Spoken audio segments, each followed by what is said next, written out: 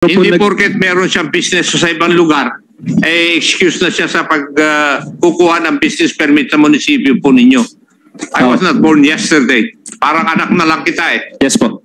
Kaya wag mo na akong pagbulahin doon. Hindi ko matatanggap yung argumento mo na yun na porket may business permit siya sa lugar niya, ay hindi na siya kukuha ng business permit doon sa kita ng bayan ng silang yon. Kaya wag mo akong paglulukuhin. Mr. Chair? Ay, hindi. Sagutin mo muna yes ako. Sagutin mo muna yung tanong ko. Yes, otherwise, if you're going yes po, it's an to answer lapse po yun questions sa part po namin. Mayor, patapusin mo muna. Mr. Chairman, patapusin mo muna. Mayor, patapusin mo muna. Yes po. Please, patapusin mo muna, Okay, Chairman ako.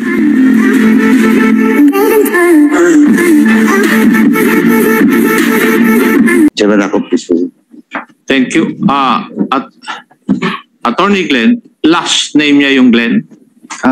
Hindi ko po kabisado yung surname. Mr. Chair, if I may. Glenn Abellion po. Abellion. Thank you. Now, Mr. Miranda, according to your affidavit, you were in first week of January 2023, you were approached by the brothers Mayor Alston Kevin Anarna and Administrator Nathaniel Anarna Jr., who offered you the opportunity to put up a gasoline station in Silang, Cavite. Totoo ba ito? Yes, sir. Through Attorney Glenn. Through Attorney Glenn. Apo. Okay.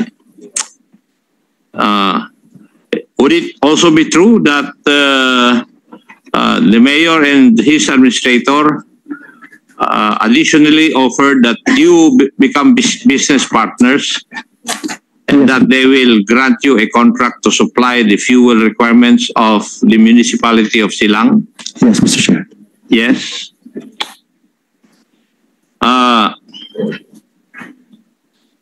That you were instructed by the brothers Anarna to set up, which you did at your own expense, yung Corban gasoline station beside the building of the Municipal Disaster Risk Reduction and Management Office, and that it will be the brothers who will take care of the necessary documentations? Yes, Mr. Chair. Yes. Okay. On 19 January 23, you were made to sign a purchase agreement to supply the gasoline and other fuel requirements of the municipality for a period of 1 year, 2023, amounting to 30 million pesos, and you have continued to supply the fuel requirements until April of 2024, neither aware of any other contract of the same nature. Yes, Mr. Chair. So, ang pag-supply mo ng gasolina up to April 2024 lang. Yes po. Afterwards, wala na. Natigil na po. Ano? Natigil na po, Mr. Chair. Natigil. Ano nangyayari doon sa gasolinahan na chinayo mo? Meron lang po. Ano lang po siya. Nakatayo lang pero wala nang operation. Okay, thank you. Now, sinasabi mo rin dito sa iyong sinumpaang salaysay na nagkaroon kayo na agreement with Mayor Anarna and his brother regarding the sharing of expenses in the construction and operations thereof. Pero mag-isa mo lang na ginastusan yung pag-construct at saka yung operation ng gasolinahan. Yes. And meron dapat share of the expense yung magkapatid in the amount of 2 million pesos. And nagkaroon din kayo ng kasunduan na mag-share kayo doon sa profit, kayo at saka yung Anarna Brothers, 10% of the net income for every liter of fuel sold or supplied. Tama rin po ito? Yes, Mr. Chair.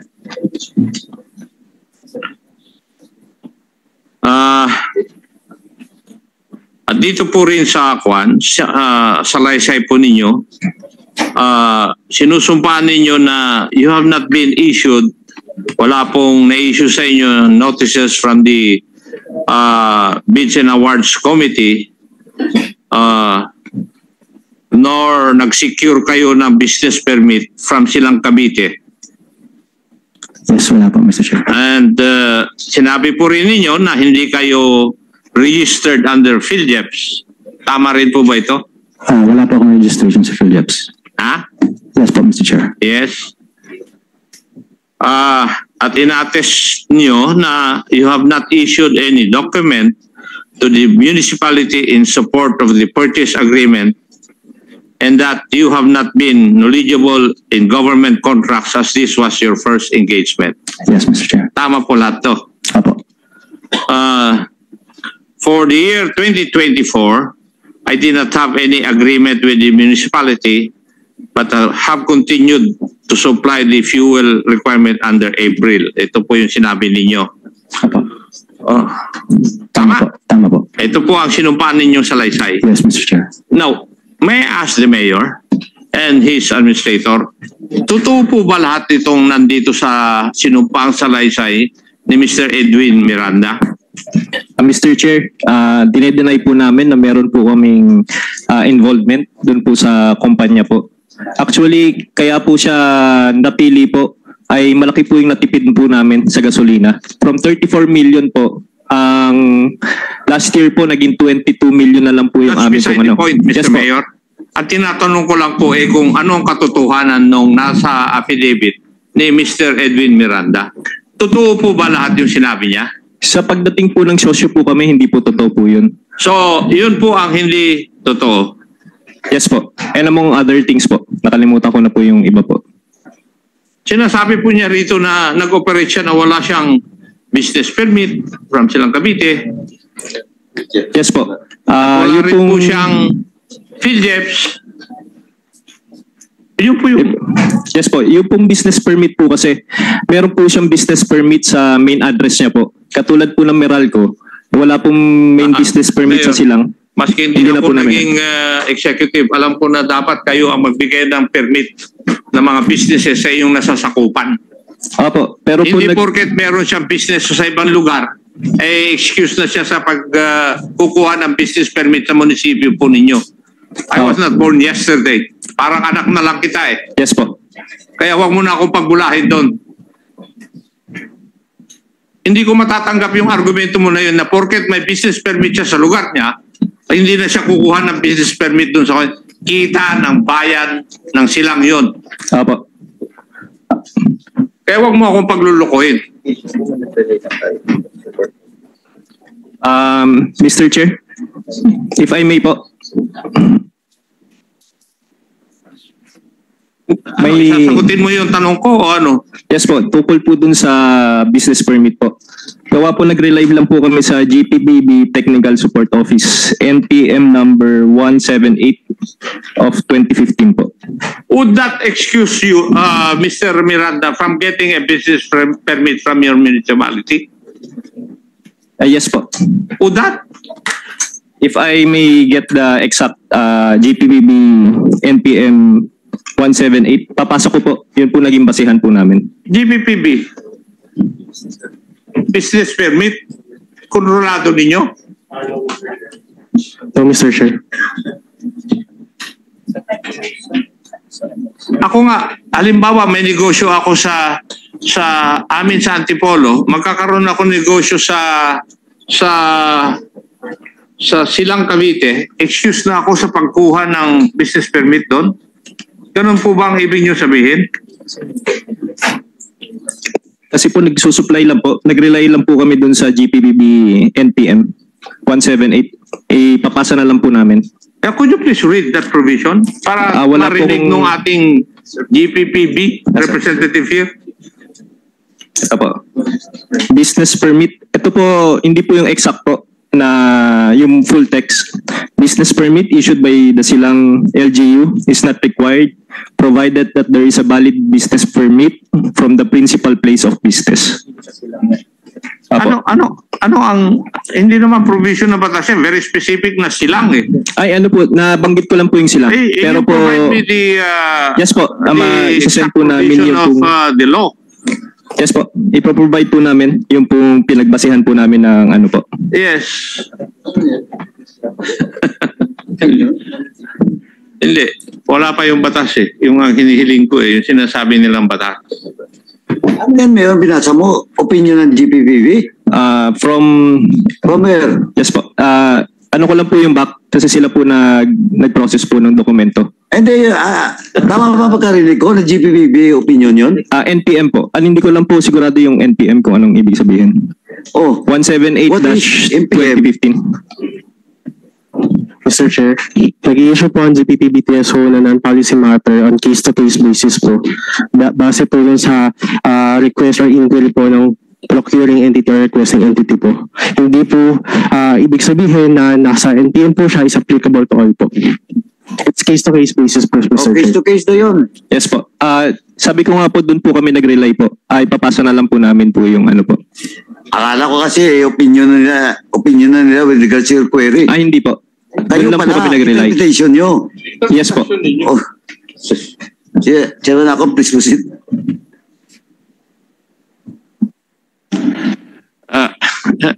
Notice ko po, Mayor, lahat ng interpretation ninyo, pabor po sa inyo. Kahit nalalabag po sa batas.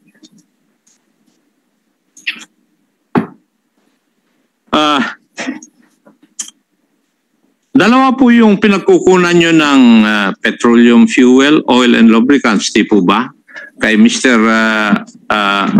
Sa M. Asuncion Gasoline Station at saka kay Corban Logistics Incorporated. Tama po? Yes po. Dalawa po. At noong 2022, from July 1 to December 31, 2022, ang amount ng fuel consumption ninyo na binayaran sa M. Asuncion Gasoline Station was 17 million for 6 months. Yung pong exact na amount po, hindi po ko sigurado. According to the records in my possession, 7,004,000. 6 months. Now, from July 1 to December, that was from July 1 to December 31, 2022. Meron din, binayaran kayo, January 3, 2023, from July 1 to December 31, 2022, kay M. Asuncion din, the same amount. Tama po ba ito? Pwede pong check ko po. Wala po kasi akong nung mismong exact documents. Pero ang alam ko lang po sa noong 2022, if I'm not mistaken po, ang fuel expenses po namin, total po ay 34. Tama. Dalawang 17 eh. Opo. You add 17 plus 17, that's 34. 34 po. Opo. 34. Now, from... so, ito po yung tatatlo yung ambulansya ninyo. Yes po. Ito. Tapos, bumili po kayo ng ambulansya from 3 ambulances to 20 ambulances for the municipality of Silang. Yes po. And Nasa control po ba ito ng municipality or i-distribute po ninyo ito sa mga barangay? control po namin. Control lahat. Opo, kami po nagpo-provide ng gas. It's under the direct control and supervision of the municipality. Anong pong opisina ang humahawak nito? Iba't iba po. Usually MDRMO or yung RHU po. Sa ano po yan? Tukol po sa ambulance. Yes. Pero nagdagdag rin po kasi kami ng mga sasakyan po sa mga departments. May additional po kami. Hindi ko lang alam kung ilan yung nabili natin. Ilan ba yung mga nabili nating sasakyan? Yeah. Apo, tsaka po kasi nagdagdag rin po yung province ng mga police patrol na pinoprovide rin po namin. So noong 2023 po dumami po yung mga sasakyan po. No, Mr. Mayor, ang tinatanong ko lang po tungkol sa ambulances pero you are providing me with information that is not part of the your answer supposed to be to my questions. Now, Acting Mayor Carranza, totoo po ba na meron kayong 20 ambulances na ngayon? As to the exact number, I'm not. I cannot recall, but from the previous number, it was there was a great increase as to the number of ambulances in Silang. And would you be able to tell me if malapit po dun sa 20 na kagaya ng sinabi ni Mayor Anarla? Yes, Your Honor. Okay. And totoo rin na nadagdagan yung police patrol vehicles ninyo? We have more patrol vehicles than before. Yes, Your Honor. Okay. Thank you. Kasi nung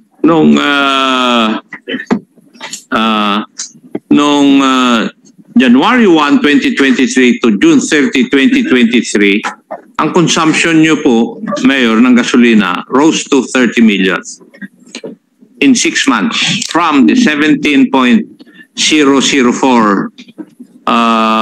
million naging 30 million na in 6 months. Hindi ko po alam yung exact number, pero po alam po siguro po ni accountant yung pong exact numbers natin, fuel expenses. Pero po ang pagkakaalam ko po, if I'm not mistaken, yung buong year po namin ay 22 million po. Buong year na po yun. Accountant, alin pong figure ang tama? Sa pagkakatanda ko po ay 22 million for full year 2023, Your Honor. For the year 2023, 22 million. Pero, accountant, meron din po kayong binayaran doon sa Corban Logistics, tama? In the amount of 30 million from January 1, 2023 to December 31, 2023. Your Honor, yung 22 million po is combination na po ng Corban and Asuncion. Could you please provide us the documents necessary to support your allegations? Okay po, Your Honor. Kasi magkaiba dito sa dokumento namin. In the next hearing. Okay po, Your Honor. Yes. Now, let's center on Corban Logistics Incorporated. Kanino pong lupa, Mr. Miranda, yung pinagtayuan ninyo ng inyong gasoline station? Sa Silang po. Silang? Opo. Municipality of Silang may-ari? Municipality po. Yeah, government? Oh. Yes, sir. Okay. Meron po ba kayong pinirmahan na kontrata or lease contract para magamit po ninyo yung yung lupang pag-aari ng Municipality of Silang? Wala po. Wala? Wala po, Mr. Chair. So wala ka rin rentang binabayaran? Wala po. Wala.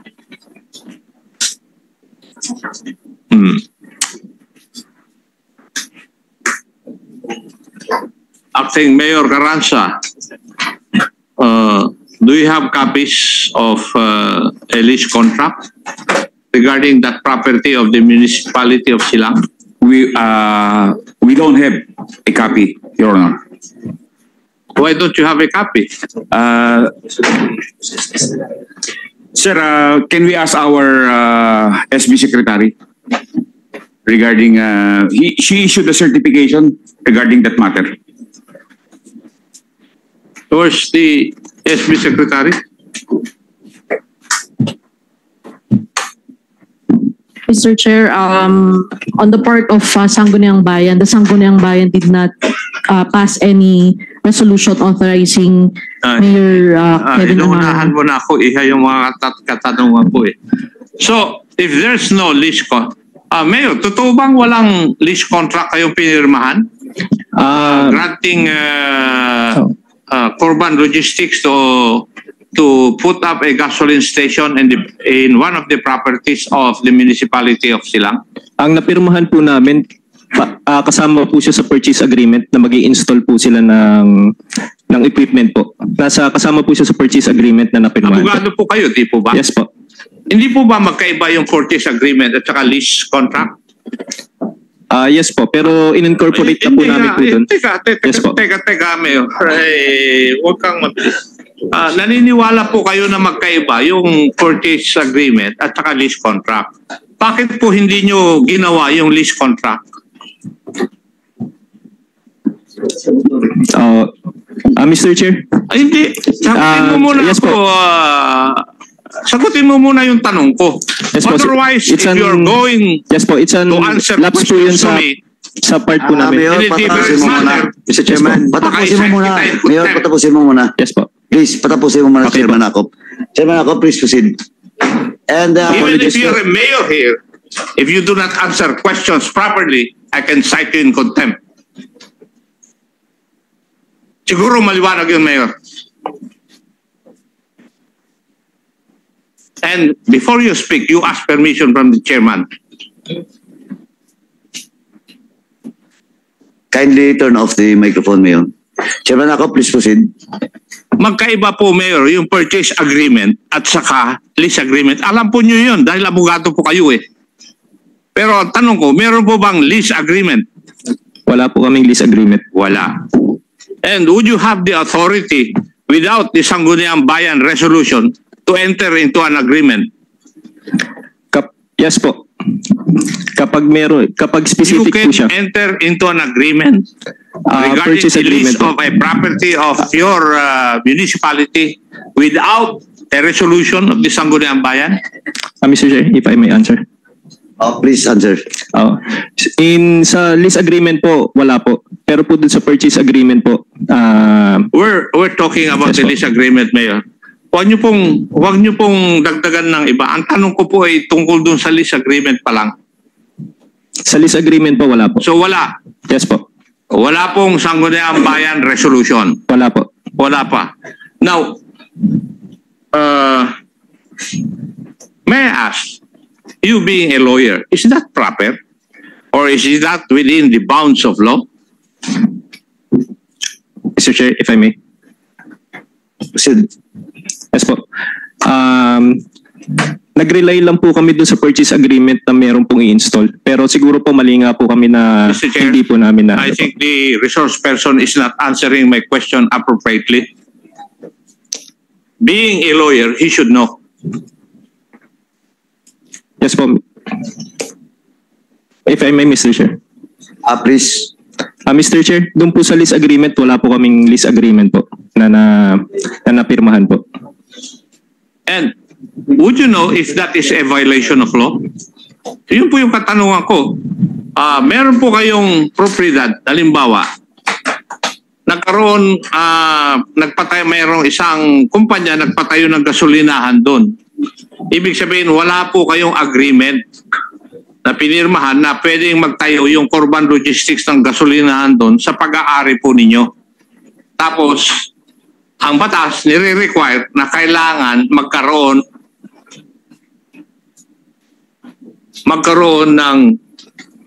ng Sangguniang Bayan resolution authorizing you to enter into a lease agreement. Yun po ang requirement ng batas. Ngayon, hindi nyo po nagawa yun. Ang tanong ko po, is that not a violation of law?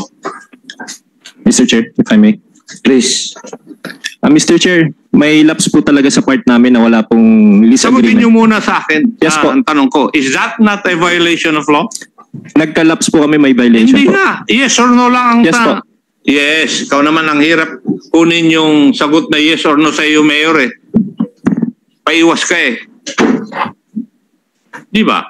Yes po. Paiwas ka kasi alam mo na violation of law ito and you can be charged criminally. Di ba? Yes po. Eh baka doon sa report ng aking ng committee, isasali ko yun. Mr. Chairman. Yes. With the indulgence of Chairman Akop, anyway, the provincial secretary, SP secretary, accountant, yung legal niya, umalis na ng admin, umalis din. Eto na sino ba yung isa pa sa province?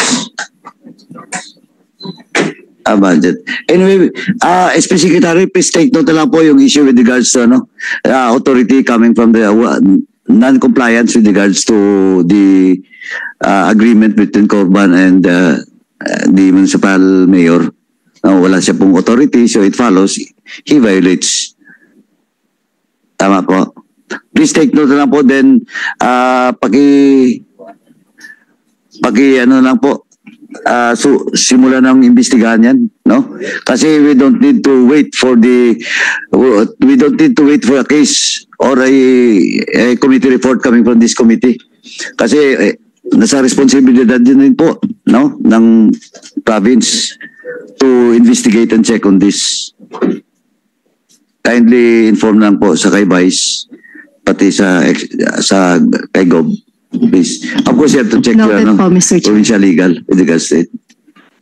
Thank you.